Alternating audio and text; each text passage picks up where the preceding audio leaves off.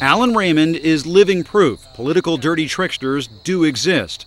The former Republican political operative went to federal prison on charges of phone harassment. I'm a volunteer doing some calls here. He pled guilty to jamming the phone lines of New Hampshire's Democratic Party on Election Day 6 years ago. Make it so the phones didn't work. No calls going out, no calls going in. We're not going to give away exactly how Raymond did it, but federal prosecutors say 2 top Republican Party officials hired Raymond, who then hired the operators of a phone bank in Idaho to make the calls to New Hampshire.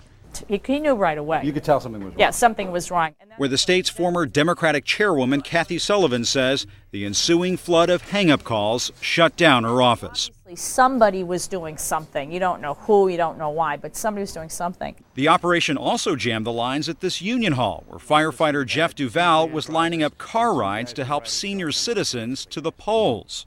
It almost, to me, felt like an election might have been stolen. Sounds kind of ingenious. Yeah, well, it does. I mean, in an evil sort of way, right? Evil genius sort of way. In his book, How to Rig an Election, Raymond details where that evil genius got him.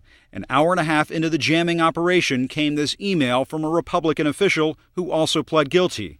Chairman wishes not to proceed with this project. It violates federal law. The feds eventually came knocking at his office.